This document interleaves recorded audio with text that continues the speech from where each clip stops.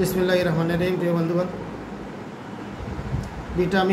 Vitamin E আমাদের শরীরে অতীব গুরুত্বপূর্ণ একটি ভিটামিন। এই ভিটামিন ই আমাদের তারুণ্যকে ধরে রাখতে, যৌবনকে ধরে রাখতে অতীব গুরুত্বপূর্ণ। এই ভিটামিন ইর প্রধান কাজ হল অ্যান্টিঅক্সিডেন্ট, কোষ ঝিল্লি, সেল মেমব্রেন, এই সেল মেমব্রেনকে সুরক্ষা দেওয়া। আমাদের শরীরের বিভিন্ন পারিপার্শ্বিক কারণে সেল মেমব্রেন নষ্ট হয়ে যায়, যেমন বিভিন্ন ধরনের অস্বাভাবিক খাদ্যের কারণে, বিভিন্ন রোগের কারণে, বিভিন্ন ধরনের বিষাক্ত পদার্থের কারণে, বিভিন্ন ধরনের ড্রাগের কারণে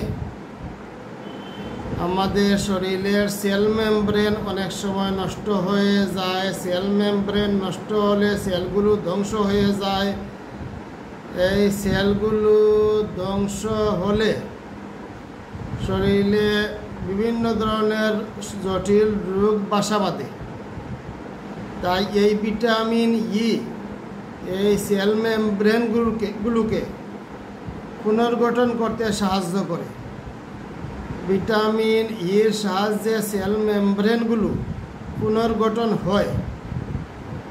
এই সেল মেমব্রেনগুলো নষ্ট হয়ে গেলে ক্যান্সার হতে পারে, ডায়াবেটিস হতে পারে, থাইরয়েড সমস্যা হতে পারে, ইত্যাদি ইত্যাদি অনেক ধরনের সমস্যা হয় যখন সেল মেমব্রেন নষ্ট হয়ে যায় এবং সেলগুলো ধ্বংস হয়ে যায়। ভিটামিন ই আমাদের এই সেল মেমব্রেনগুলোকে সুরক্ষা দেয় এবং শুক্রাণু তৈরিতে সাহায্য করে। ভিটামিন ইর সাহায্যে আমাদের শরীরে শুক্রাণু তৈরি হয় এবং ডিম্বাণুকে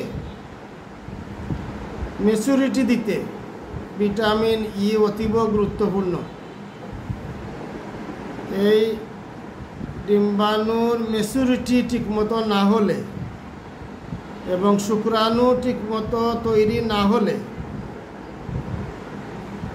যদি ভিটামিন ইর অভাব হয় তাহলে এগুলো ঠিকমতো হবে না। যদি না হয় তাহলে আমাদের বন্ধ্যাত্ব আসতে পারে, যৌবনটা নষ্ট হয়ে যেতে পারে। তাই ভিটামিন ই আমাদের অতীব প্রয়োজনীয়। এই ভিটামিন ই আমরা যে সমস্ত খাদ্য পেতে পারি সেই খাদ্যগুলো হলো উদ্ভিজ্জ তেল, বিভিন্ন ধরনের বীজ জাতীয় খাদ্য, যেমন শিম বীজি, মটর বীজি, এই ধরনের বীজ জাতীয় খাদ্য, বাদাম বীজিতেও ভিটামিন ই পাওয়া যায়। ডিমের কুসুমেও ভিটামিন ই পাওয়া যায়, গমের কুসাতেও পাওয়া যায়, সব ধরনের শস্যে পাওয়া যায়। এই সমস্ত খাদ্যে আমরা ভিটামিন ই পেতে পারি। তো প্রিয় বন্ধুগণ, এই পর্যন্ত কিছু কথা বললাম যে সমস্ত খাদ্যে ভিটামিন ই পাওয়া যায় এবং ভিটামিন ইর অভাবে আমাদের কী ধরনের সমস্যা হয়। আজকের মতো এই পর্যন্ত। সবাই ভালো থাকেন। আসসালামু আলাইকুম।